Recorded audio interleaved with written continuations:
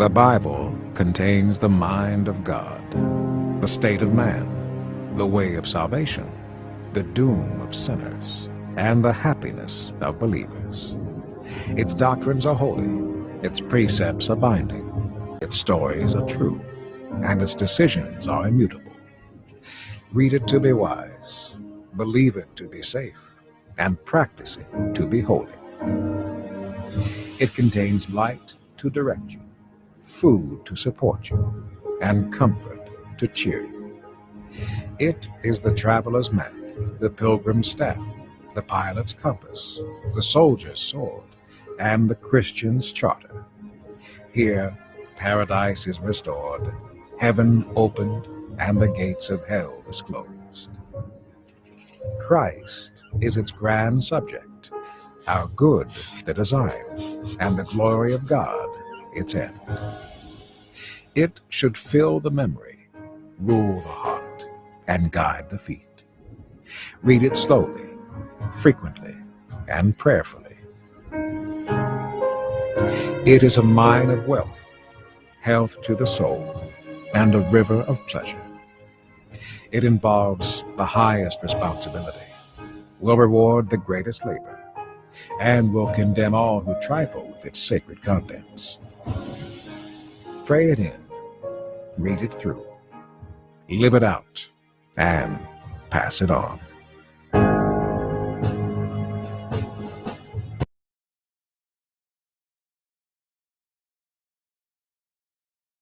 The books of Ezra and Nehemiah. In most modern Bibles, these books are separate, but that division happened long after it was written. It was originally a unified work written by a single author. The story is set after the Babylonians destroyed Jerusalem and its temple and took many of the people into exile. And this book picks up about 50 years later and tells the return of some Israelites to Jerusalem, and then what happened when they rebuilt the city and their lives there. Specifically, the book focuses on three key leaders who led the rebuilding efforts. You have Zerubbabel, then Ezra, and then Nehemiah. And the book's design focuses on the efforts of each leader. Zerubbabel leads a large group of people back to Jerusalem to rebuild the temple. Then about 60 years later, Ezra arrives in Jerusalem to teach the Torah and rebuild the community. And then he's followed by Nehemiah, who leads the rebuilding of Jerusalem's walls. And these three stories are designed to be parallel. Each begins with the king of Persia, prompted by God to send the leader to Jerusalem, and he offers resources and support. And then each leader encounters opposition in their efforts, which they then overcome, but in a way that leads to a strange anticlimax in each of the three parts. Let's back up and see how it fits together. So the story begins with a decree from Cyrus, the king of Persia, and he's moved by God to allow the exiles to return to Jerusalem and rebuild the temple. And the author says this fulfills a promise made by the prophet Jeremiah that the exiles would one day return to Jerusalem. Now, this fulfillment should trigger our hopes in the many other prophetic promises that exile was not the end of the story. We have hope for a future messianic king from the line of David. We have hope for a rebuilt temple where God's presence will dwell with his people. Hope for God's kingdom to come over all the nations and bring his blessing, just like he promised Abraham. And so it's with all these hopes in mind that we read on into the story of Zerubbabel. His name means planted in Babylon. He represents the generation born in Babylonian captivity, and he leads a wave of Israelites returning to Jerusalem. After they settle there, they rebuild the altar for offering sacrifices and later the temple itself. The foundation laying ceremony and then the temple's final dedication, these are key moments. The past stories of the tabernacle and temple's dedication should be in our minds. This is when the fiery cloud of God's presence is supposed to descend. He's dwelling with his people, and it doesn't happen. And so while some people are happy about this new temple, the elders who had seen the previous temple of Solomon, they cry out in grief. It is nothing like their glorious past or their hopes for the future. And it's right here that we get the first story of opposition, and it's very odd. So the grandchildren of the Israelites who were not taken into exile, they had been living in Jerusalem all along, they come to offer help with the temple rebuilding. And Zerubbabel refuses. He says, "You have no part in our temple." And this, of course, generates a conflict, which Zerubbabel overcomes. But it's very strange because the prophets had envisioned that the tribes of Israel would all come together, along with all of the nations, to participate in the worship of the God of Israel when the kingdom finally comes. So this is an anticlimactic moment, to say the least. In the next section, we zoom forward about 60 years and we're introduced to Ezra. He's a leader among the exiled Israelites in Babylon, and he's a Torah scholar and a teacher. And so he gets appointed by Artaxerxes, king of Persia, to lead another wave of people back to Jerusalem. And Ezra wants to bring about spiritual and social renewal among the people. Our hopes are high. And again, we come to another anticlimactic moment in the story. Ezra learns that many of the exiled Israelites that had come back, they had married non-exiles who had been living around Jerusalem. Some of them were non-Israelites, and almost certainly some of them were. Ezra then appeals to the commands of the Torah, that Israel was supposed to be holy and separate from the ancient Canaanites. And he then says that the people living around Jerusalem are like the Canaanites. They're going to corrupt the exiles. So Ezra offers a prayer of repentance, and it's very heartfelt. But then he rallies all the leaders and enacts this divorce decree that says all these marriages should be annulled, the women and children sent away. And then the decree is only partially carried out. We're given a list of some of the men who divorced their wives. The story is very strange for a number of reasons. First of all, God never commanded Ezra to do any of this. It was the leaders of Jerusalem who led Ezra to make the decree. Second, the contemporary prophet Malachi, he did say that the exiles should care about purity, but he also said that God was opposed to divorce. And so the mixed results of the decree, this all fits into this pattern of a strange concluding anticlimax. Which leads us to the next section about Nehemiah. He's an Israelite official serving in the Persian government, and when he hears about the ruined state of Jerusalem's walls, he prays and then gets permission from the Persian king Artaxerxes to go and rebuild the walls. The king even gives him an armed escort and his resources. So after arriving in Jerusalem, he begins the building project, and he too faces opposition from the people who had already been living around Jerusalem. Once again, we face a tension in the story. The contemporary prophet Zechariah said that the new Jerusalem of God's kingdom would be a city without walls, that God's presence would surround it, and people from all nations would come and join the covenant people. But Nehemiah seems to operate with the opposite vision. He informs the people surrounding Jerusalem that they have no part in Jerusalem. And this, of course, provokes them to hostility. And so while Nehemiah carries out his vision for the city with integrity and courage, they have to build the city with armed guards to protect them. We keep wondering, could this whole conflict have been handled differently? And this all leads to the conclusion of the book in two movements, first positive and then negative.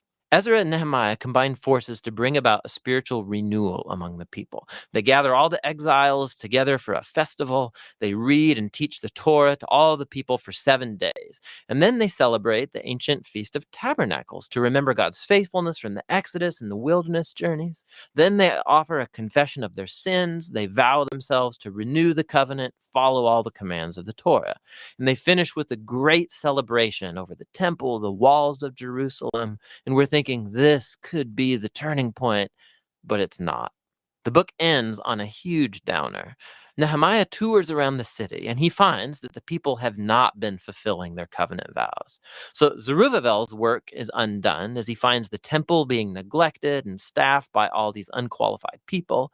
He then discovers that Ezra's work is being compromised. He finds everyone violating the Torah, people are working on the Sabbath, and even his own work on the walls is involved because people are setting up markets around the walls of Jerusalem and working on the Sabbath. So Nehemiah, he goes on a rampage. He's beating people up, he's pulling out their hair, and he's yelling, "Obey the commands of the Torah." And his final words are a prayer that God would remember him, that at least he tried, and the book ends. I mean, it's very strange, but we've been prepared for it, right? These anticlimactic moments have been woven into the book's design intentionally. And so it raises the question, what on earth does this book contribute to the storyline of the Bible? Well, remember, the book started by raising our hopes in the prophetic promises about the Messiah, the temple, the kingdom of God, and then none of it happens. So even though Israel is now back in the land, their spiritual state seems unchanged from before the exile. And while Ezra and Nehemiah, they do their best, but their political and social reforms among the people don't address the core issues of their heart. So what the book is pointing out is the same need highlighted by the prophets Jeremiah and Ezekiel. What God's people need is a holistic transformation of their hearts if they're ever going to love and obey their God. And so the book ends on a downer, yes, but it forces you to keep reading on into the wisdom and prophetic books to find out what is God going to do to fulfill his great covenant promises. But for now, that's the book of Ezra and Nehemiah.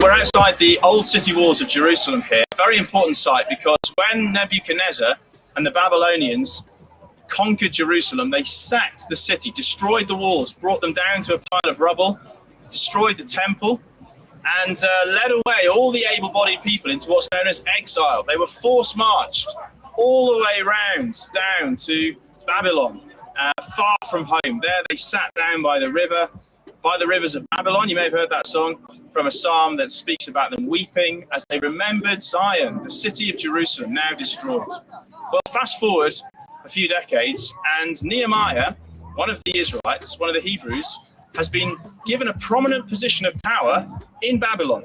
He hears that these walls are destroyed and he begins to weep. It says in the book of Nehemiah, as soon as I heard these words, I sat down and wept, and I fasted and prayed.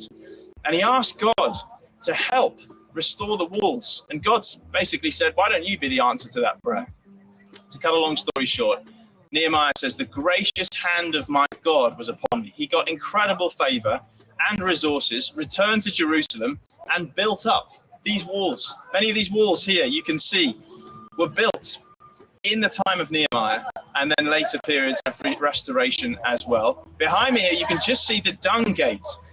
One of the families said, we'll fix the dung gate. What heroes when you prepare to fix the dung gate. Everyone mucked in, and together they rebuilt the walls of Jerusalem. Most builders struggle to finish on time. Nehemiah and the builders of the wall had such favor, they finished in rapid time. And then along with Ezra, they worked to call God's people who'd been in exile back to the Torah. They celebrated the Passover. They recovered faithfulness to Yahweh here in the city of Jerusalem. Post-exile then, the walls were rebuilt, the temple was rebuilt, the nation was rebuilt, and they began to wait then for the promise of the Messiah who would come and bring ultimate restoration and hope. Nehemiah and the city of Jerusalem.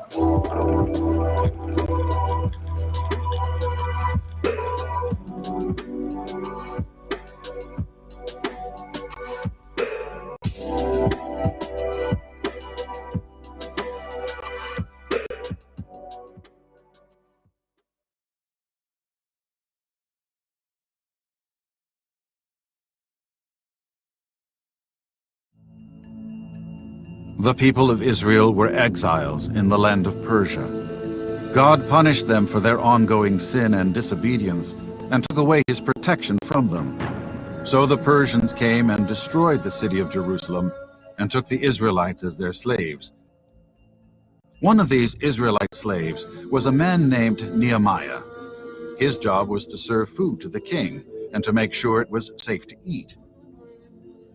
Though most of the Israelites lived in Persia, there were a few that survived and were still left in the broken-down Jerusalem. He missed Jerusalem and wanted to go back and help those people.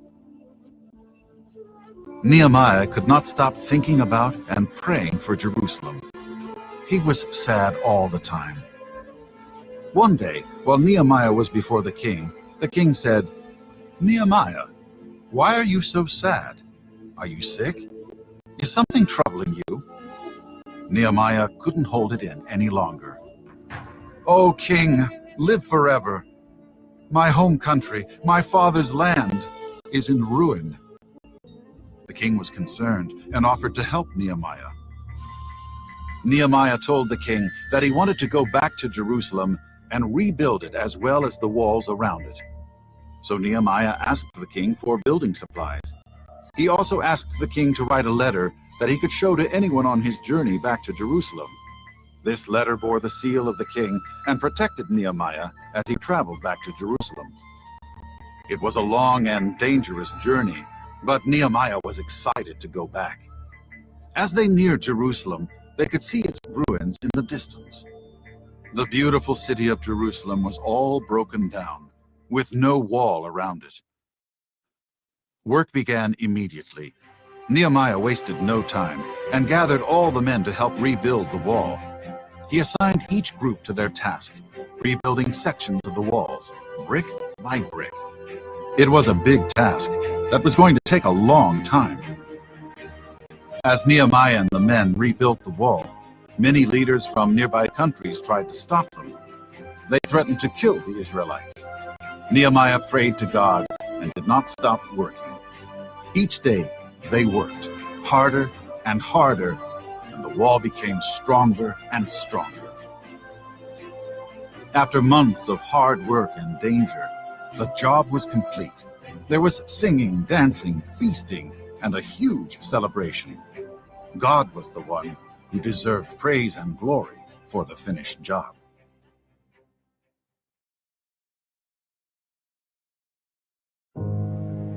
The Bible contains the mind of God, the state of man, the way of salvation, the doom of sinners, and the happiness of believers. Its doctrines are holy, its precepts are binding, its stories are true, and its decisions are immutable. Read it to be wise, believe it to be safe, and practice it to be holy. It contains light to direct you, food to support you, and comfort to cheer you. It is the traveler's map, the pilgrim's staff, the pilot's compass, the soldier's sword, and the Christian's charter. Here, paradise is restored, heaven opened, and the gates of hell disclosed. Christ is its grand subject, our good the design, and the glory of God its end. It should fill the memory, rule the heart, and guide the feet. Read it slowly, frequently, and prayerfully. It is a mine of wealth, health to the soul, and a river of pleasure. It involves the highest responsibility, will reward the greatest labor, and will condemn all who trifle with its sacred contents. Pray it in, read it through, live it out, and pass it on.